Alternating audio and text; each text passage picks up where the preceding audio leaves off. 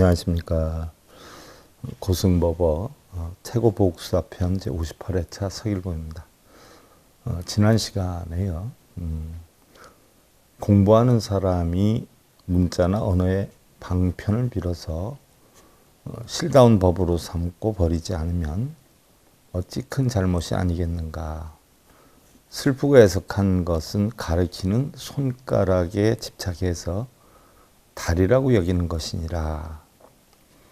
불불조조가 문제를 내세우지 않고 언어를 내세우지도 않고 다만 마음으로 마음을 전했을 뿐 다시 별다른 법이 없나니, 만약에 이 마음밖에 다른 법이 있다라고 하면 이것은 마설이며 원래 부처님의 말씀이 아니니라 라고 해 있는데, 마음 밖에서 부처를 찾거나 깨달음을 찾으면 이건 마구니의 이야기다라는 이야기죠. 부처님 말씀이 아니다는 이야기죠. 부처님은 경행과 자화가 항상 그 가운데 있다 해서 향상 종지에 도달하는 경지는 교뿐만 아니라 선까지도 뛰어넘어서 크게 자제해야 한다라고 했는데, 교와 선을 다 뛰어넘어야 된다는 이야기죠. 요수는 향상 종승에 대해서 부처도 필요 없고 조사도 쓸데없고, 납승이나 사과, 사향, 시편, 십지, 등각, 묘각, 열반이나 생사도 쓸데가 없고, 84,000 바라밀도 쓸데가 없으며, 일대 장교는 무슨 부질없는 말이며 1700의 기연어구는 무슨 헛소리며 1700의 공안화두는 무슨 헛소리며 임재의 할 덕산의 방은 무슨 또 어린애 장난인가, 보지 못했는가 하였고요. 태고보는 태고안가에서 주로옥전 비할 수 없고 소림의 풍교에도 따르지 않네. 84,000문을 다 부수니 저편구름박 청산이 푸르리라 라고 했는데, 이 글에서요 소림풍규다 하는 것은 선가의 전통을 말하는 것이고요. 84,000문은 바로 8만대장경에 담긴 경율론의 3장을 말하는 것인데, 깨달음의 근본은 선교를 모두 뛰어넘어야 푸른 청산의 격의 도를 볼 수 있다는 것이지요. 태고보가 교는 방편이요 선이 진실한 법이다라고 한 것은 교를 부정해서 버리는 것도 아니고 또 교선일치도 아니고, 교와 선은 각기 다른 역할을 하지만 깨달음을 위해서는 결국 모든 것을 다 내려놓아야 한다라는 것이지요.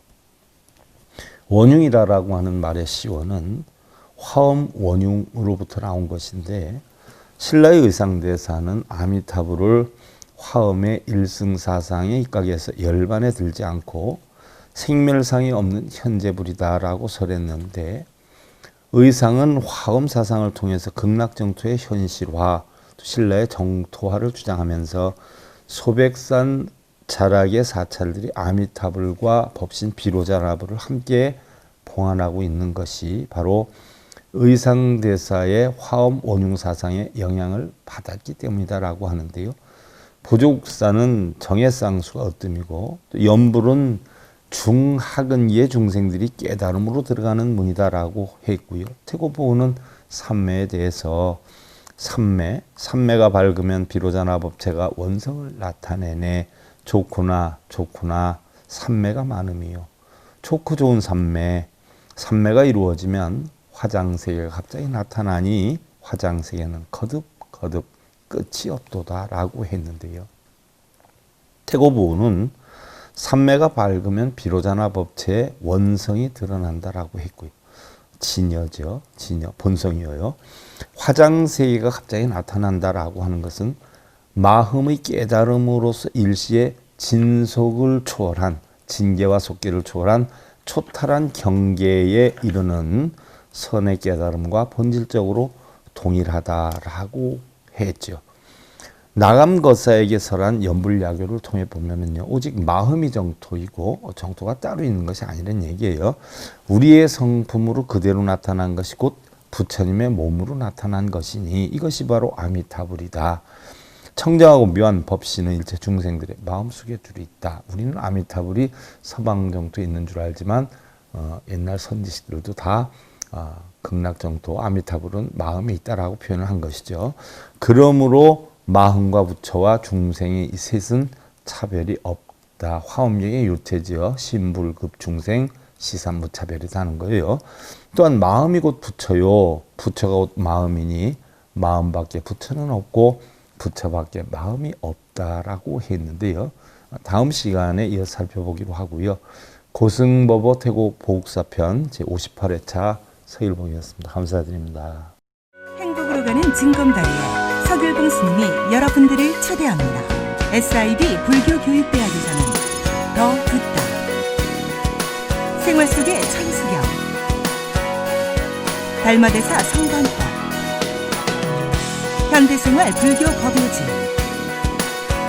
불교학 개론, 성찰스님 백일 법문 등을 비롯한 다른 불법, 다른 진리, 서길봉 스님의 SIB 불교교육대